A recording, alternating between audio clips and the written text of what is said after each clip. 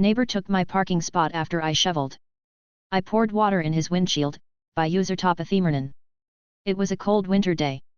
8 inches of snow had fallen the night before, and the wind chill made it feel as if it were in the negatives, Fahrenheit. I drive an all-wheel drive SUV so I have no issues getting out. My wife on the other hand drives a Prius, which slides with the smallest amount of moisture on the road. My car was down at the time, so we had to take my wife's car. I spent 45 minutes in the freezing cold shoveling that car out so we could get to the store. We were gone for an hour, and when we came back, our neighbor had taken the spot I had shoveled. Our apartment complex doesn't have assigned parking, but in the winter, it's understood that if you shovel a spot, it's yours. So when I saw his car in the spot I had just shoveled, I was pretty pissed. I went inside and filled 2-gallon jugs of water. Went back out and poured them on his windshield. Rinse and repeat. I must have poured about 10 gallons of water on his car.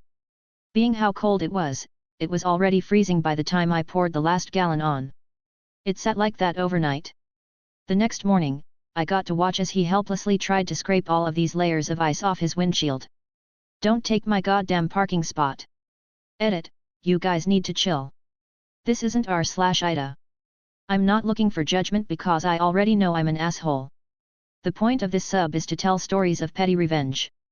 I'd say I was being pretty damn petty. Edit 2, sorry, I find it so funny people telling me I committed vandalism. No damage was done except for wasting like 5 to 10 minutes of his time. Ever hear of freezing rain? It does the same thing I did to his car. Never does any damage. This was also many years ago, and the cops haven't come to arrest me yet. I think I'm good. So a guy has misled me and I mirrored his own shitty behavior knowing it would hurt him, by user Nakreatifnenko. In a nutshell, was seeing a guy who I met randomly through a friend. He's asked me on multiple dates and I have straightforwardly told him that I'm not looking for just a hookup, to which he assured me that his intentions were different, that he felt like this could go somewhere. Fast forward a month of us going on dates, talking, him being the perfect gentleman, we sleep together and 2 days later I get hit with I've realized I'm not ready for anything serious right now and I want to be transparent with you, let's keep it casual bullshit. How convenient. So I've decided not to be an adult and play his game. I pretended to be confused but then said that it's better for us both this way. He immediately called me and started asking why, to which I responded, well, I realized I don't want anything serious with you, which made him go insane. It's been a week and he's calling me every day wanting to spend time with me, trying to make me want him apparently. One thing that changed is now he's getting the full-on random hookup option treatment, obviously. Sort of been suggested this sub, after realizing I'm by far not villain here. Edit, I've worded the last bit incorrectly it seems. By the hookup treatment I meant the way we communicate.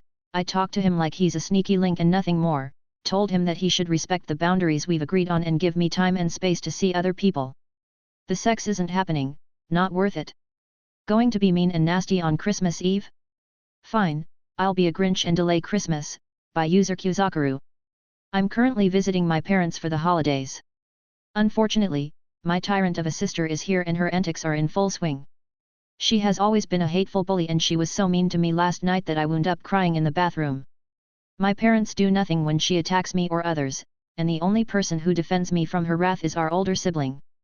Our family has a tradition of cinnamon rolls and mimosas on Christmas morning, where we all play cards at the breakfast table. My family also has a rule that Christmas festivities can't start until everyone is awake and Christmas breakfast can't be served until everyone is awake. But you can't wake anyone up. My older sibling won't arrive until after lunch, so naturally I am staying in bed as long as possible. I can already hear my sister complaining down the hall that I'm still in bed, but I don't care.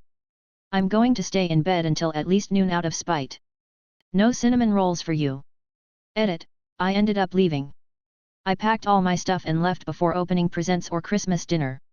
My parents freaked out, my mom started crying, it felt awful. I still feel awful. Now both parents are giving me the silent treatment saying I ruined Christmas. Wrong way in a tight parking lot? Nope, not backing up for you, by user internal_researcher 8. My dad took my mom to the ER a while back because she was having an allergic reaction and couldn't breathe. They called me to let me know and I rushed over there. When I get there, my dad told me that he had parked in the fire lane to get her inside quicker. He asked if I'd go move his truck to a parking space. I went to move it and as I was moving through the lot looking for a space, some woman proceeds to come down the aisle, the wrong direction, wanting to exit the lot via the entrance about 30 feet behind me, and not in a straight line. This aisle is very narrow and I'm driving a truck that is not mine and is much larger than what I'm used to. So I refused to back up in that tight space. She started honking her horn at me and waving to tell me to back up. I put it in park, gear shift on the steering column so she saw me do this, and just sat there with my arms crossed. She still sat there fuming, so I told my nephew to go inside and tell the security guard what was happening. The guard came out and chewed her a new one. A Petty Christmas on My Evangelical Family, by user CH3M1Cal420. First off, I take no issue with anyone's religious beliefs as long as they aren't harming others. I fully recognize that every belief system has its share of people who will aggressively try to force their beliefs on others, including atheism. So with that out of the way, I grew up in a very religious family, but became an atheist in my college years.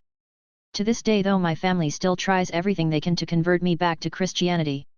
Every year for Christmas they get me some religious book like The Purpose-Driven Life or something by Joel Osteen. I have repeatedly asked them to please stop the thinly veiled attempts to force their religion on me, and for 10 years I have been ignored. So this year for Christmas I bought my brother a copy of The God Delusion by Richard Dawkins, my dad a copy of God Is Not Great by Christopher Hitchens, and my mother a copy of Good Without God by Greg M. Epstein. The looks on each of their faces as each gift was opened became increasingly angry. Finally my dad spoke up and said, "What on earth would possess you to buy these blasphemous books for us?" You can imagine the look of dumbstruck realization on their faces when I in turn asked, "So you don't like it when I try to force my beliefs on you then?"